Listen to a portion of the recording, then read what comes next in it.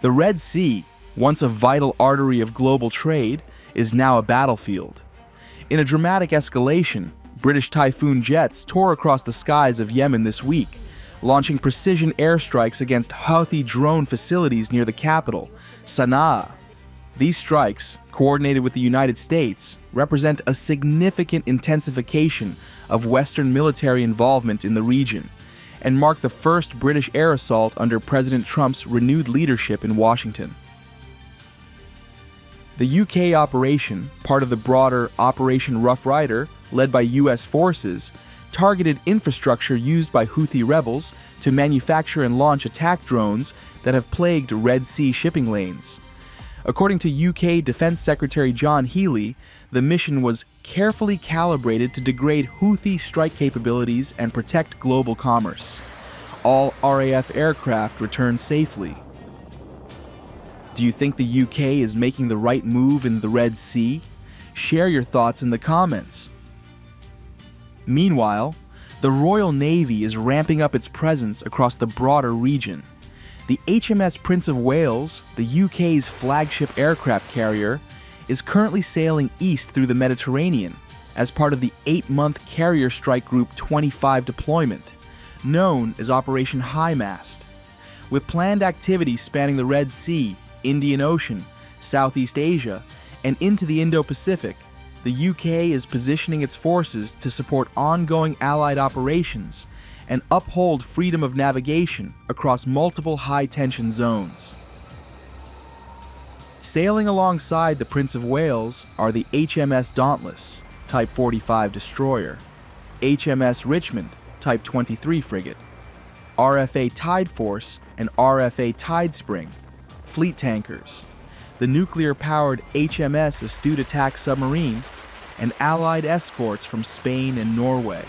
While the carrier group has not yet entered the Red Sea, its eastward course places it in a prime position to reinforce coalition forces confronting Houthi aggression. Launched in 2017 and fully operational since 2023, the HMS Prince of Wales is one of the most advanced warships ever built for the Royal Navy. At 65,000 tons and capable of carrying up to 40 aircraft, including F-35B stealth fighters and Merlin helicopters, the ship boasts cutting-edge radar systems, a ski jump deck for short takeoff jets, and one of the most sophisticated command centers afloat. Her onboard systems are powered by high-efficiency gas turbines and electric propulsion, enabling extended operations across global theaters. As the UK's premier tool of power projection, her deployment sends a clear strategic message. Britain is back on the high seas and ready to lead. The attacks by the Houthis, who claim to act in solidarity with Gaza and against Western interests, have crippled maritime traffic, with some routes experiencing a 55% drop in cargo flow. Container ships are diverting around the Cape of Good Hope, costing time and billions in global trade losses. Commercial insurance premiums for transiting the Red Sea have skyrocketed. The UK and US are far from alone in their efforts.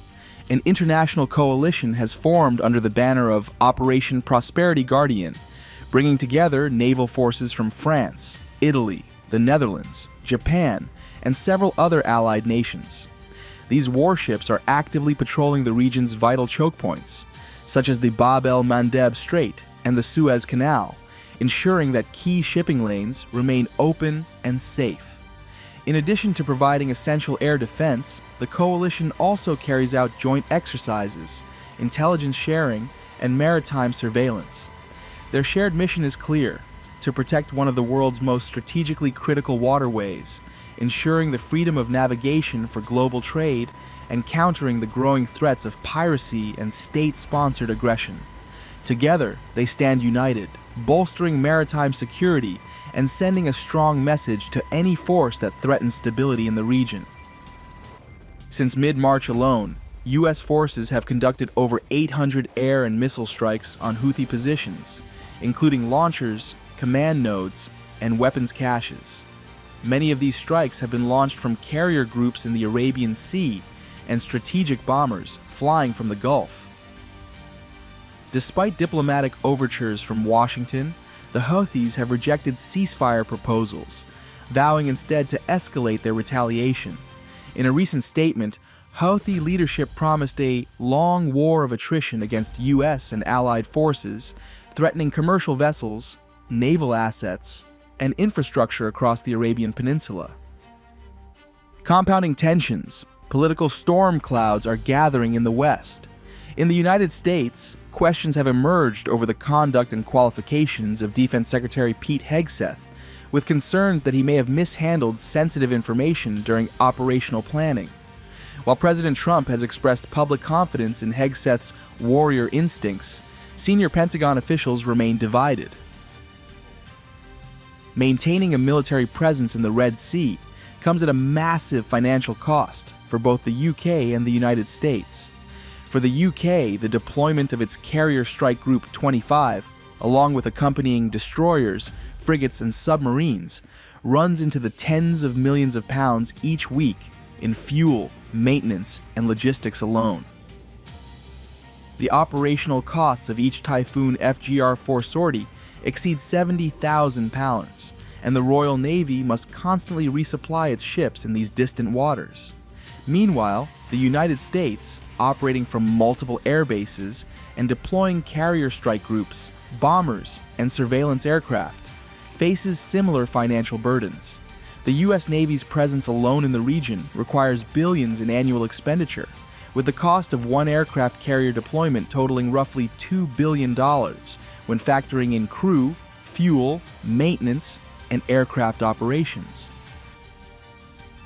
Meanwhile, within the UK, domestic political friction is also rising.